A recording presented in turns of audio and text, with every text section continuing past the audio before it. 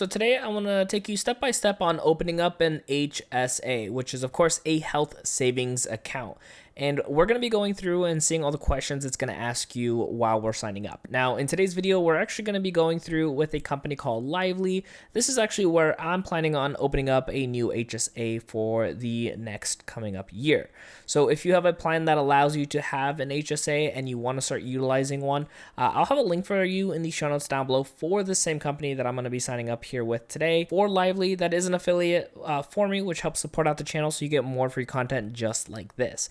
Now, a lot of HSAs are going to be very similar in the step-by-step process, and they're going to be asking a lot of the same questions. So if you don't want to be using Lively, by no means do you have to use that link. Go check out any other websites or any other companies that use the HSA process as far as being able to have one.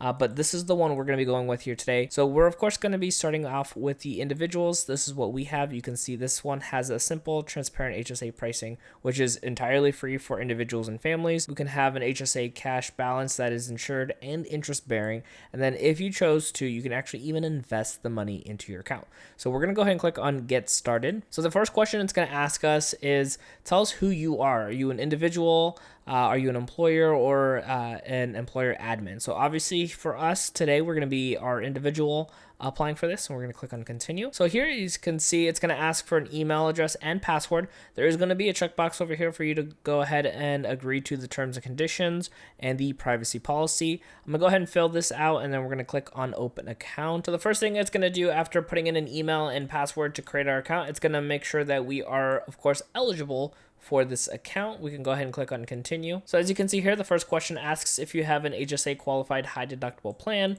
If you have some questions on it, there are some pieces over here on the right hand side. We can also just double check with your healthcare plan provider. So we're going to go ahead and click on yes for this example. And then here it's going to say who is covered by your healthcare plan, just me or me and others. So the next question here is your plan active? If you hit yes, you can just go ahead and go on continue. But if you are somebody who is getting their health plan activated for the following year, you can actually go ahead and put in when it will be active and then click on continue. So now it's going to ask if you currently already have an HSA with another provider. If you click on yes, it's going to go into some additional questions. If you click on no, you can just go ahead and hit continue. So from here, it says that we are eligible for our HSA. And then what we can do is just go ahead and click on continue. Now it's going to ask us to plug in our information. It'll need our first and last name, date of birth. It will be asking, of course, for our social security number because we are going to be going through and having this money put into a bank account as well as potentially invested if we chose to go that route. It's going to have our phone number, home address, our city, and then asking if this is our mailing address. Once all that's filled out, the continue button will be highlighted and we can move on to the next page. So on this page here, it's going to need us to just go ahead and review our information, double checking to make sure everything is correct because they will be using that information for tax purposes. If everything looks good, you can of course click on continue. If you do need to do any edits, click on the edit button. So next up here, it is going to be asking if you would like a debit card mailed to you once your account has been opened. This will of course allow you to use the money in the HSA at any location or online. We're going to of course go with yes for this example and click on continue. Next up here is funding your HSA. So you can see here it says you can contribute to your HSA through your bank or through your employer. You could of course do this at a later time, but for our example here, we're going to go ahead and continue and start funding our HSA. So for funding your HSA, you can go ahead and link up your bank account. Right over here, we're going to go ahead and do yes for this. So there are two ways you can link up your bank account. You could do the instant bank verification. This is going to be with Plaid. You're going to actually sign into your personal bank account through this, or you can do the micro deposits where you'll get 2 deposits within a couple of days and then you just verify that once it goes through. We're going to go with the instant verification today. And right over here, you're going to see we're going to be using Plaid, which is pretty much the most common thing that we're going to be using when it comes to connecting our banks instantly. We've used this for a lot of other services.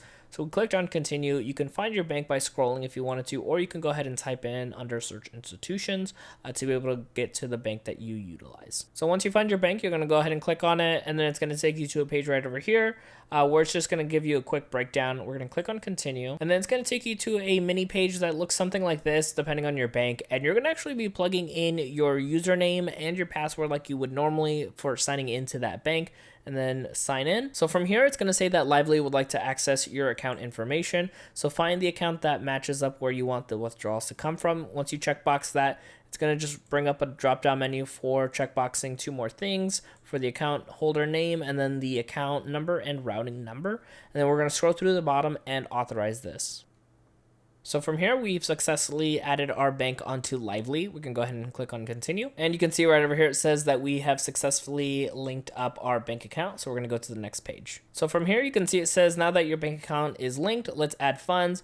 You have a family plan and can contribute $7,300 a year to your HSA. This number will be different for everybody just depending on the family members or if you're an individual. And every year this will also change. So as you can make both a one-time contribution and recurring contributions. You could do this later or you can click on continue, which we'll be doing. So from here, we're going to go ahead and do our one-time contribution. So for this example, let's go ahead and say we want to put in $1,000. And you can see on the right-hand side, some of this information has now changed. The contribution amount, you can see here's 1,000, and then how much more we can put in throughout the year if we can or wanted to be able to add into this HSA account. So we're going to go ahead and click on continue, and it says make recurring contributions. If you wanted to be able to do this, this is really useful for a lot of people who maybe get paid every 2 weeks or every week.